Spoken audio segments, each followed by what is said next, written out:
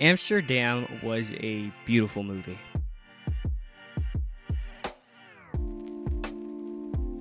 There was a tiny break from the simple review series that I kind of started.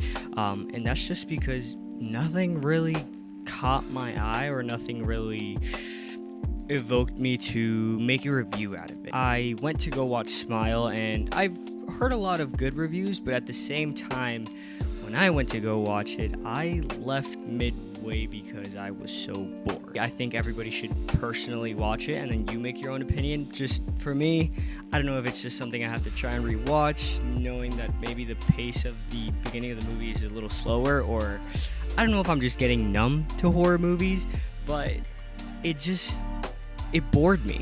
Then I went to go watch Barbarian, which I got a lot of hype for, and I believe that's what happened. I think it was overhyped for me. I understand it's a joke, but a lot of people were like, "Oh, it makes me never want to go into an Airbnb again." I'm fine going. I'm fine. I'll go to an Airbnb. I'm chilling. I know you're like over exaggerating, but it didn't really bother me. The story had some plot holes where I just didn't understand it, or it was a little weird. It was a funny movie. It had its moments where it gave me jump scares, but nothing too much. So that's why there was a little break from the A Simple Review series. But this week I got to watch Amsterdam, which is personally a movie that I was excited for, so maybe that affected things, but the movie was a beauty. It was perfection, close to perfection. The editing for this movie, the composing for this movie, the just point of views, it was just lighting, actors, everything about this movie just made me so happy. It was an amazing cast. First of all, it proves that Christian Bale was robbed in Thor: Love and Thunder, because that man is an actor and he knows how to act. Margot Robbie's been killing it with every project she's been in. Whether you think it's a bad movie or whether you think it's a great movie, Margot Robbie herself has been doing great. I personally cannot wait for Babylon and then Barbie next year. So that's going to be sick. I cannot wait for that. Margot Robbie, you're killing it, bro. You're like my favorite actress right now. Good. And then John David Washington. His character wasn't my favorite of them all, but it fit so well that it made me love him. I was not super intrigued at first, but just the chemistry that all three of them had together, and he plays a big role in that. He did an amazing job as an actor. I just don't think I fell in love with the character. But as an actor, he did amazing. He made the trio glue, in my opinion. That's not maybe how you'll see it. Maybe you'd see a different character, but I personally saw him as the glue for this trio. And I just want to go over the star power that this movie had. They had Anya Taylor-Joy. She's killing it right now. Robert De Niro, please. Rami Malek, which I want to see more of. Please, work more. Mike Myers, Chris Rock, Timothy Oliphant. I don't know if that's actually how you say it. Then they had Zoe Saldana, Matthias Schwarzen. I don't know how to pronounce his name. And then Michael Shannon, which was the last one that I wanted to say. That is a star casting. Amazing. The style that this movie had, I understand it was because of the time and the setting that they were in, but it fit perfectly. It made sense. It made me, again, fall in love with the movie even more. The way they told it and the genre or theme that they were throwing in there, I loved it. I personally give it a 9.2.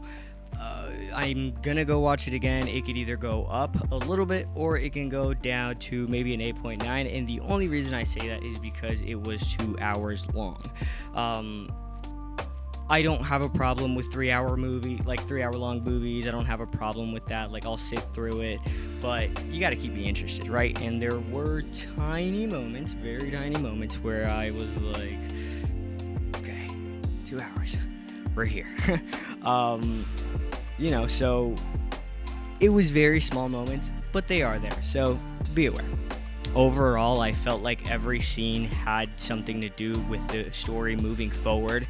I didn't really feel like there was a ton of filler, and even in this backstory that they set, which is set in not the beginning of the movie, but kind of later in the movie, it kind of flashes back, and I didn't feel like that was unnecessary. I normally am like, okay, why didn't we just like do this in the beginning, or like, but this flashback, or I guess we'll call it a flashback, that flashback was perfectly, it made sense in my opinion, and I am fine with that. Normally, I'm not a fan of movies that are narrated. I feel like you can maybe just stop the story sometimes in its tracks. Sometimes I feel like it's just unnecessary voiceover, right? But this movie, I liked it. I didn't mind it. I didn't think there was too much. I think that when he was narrating, it made sense. I liked it. It made sense. Or when they were narrating, now I forgot if it's just one person or all three people narrating. But I believe it's the one person, Christian Bale's character. So I normally don't like it, but this movie did a good job at doing it. So that's honestly another reason why I have it so high up, is because it made me like something that I didn't like. And for movies to do that for anybody is a good job, in my opinion. So overall, I would say if you want a movie that's not horror in October, I feel like I'm saying that a little weird, and I feel like I'm going to catch a little flack for saying it the way I'm saying it. But anyways, if you don't want to watch a horror movie in October, I think Amsterdam's a good movie, and there's some other movies that I'm still gonna do reviews on that aren't horror, so don't worry. But the next one I'm I'm about to watch Werewolf by Night, so that will be coming pretty soon. I don't believe all the way till next week, but I will be watching that. Heard a lot of good things about it already, so I'm already excited for it too. So, horror movie will be a little later, and then we're watching Halloween Kills pretty soon, and then there's some other stuff that I want to watch. Without further ado, that's it.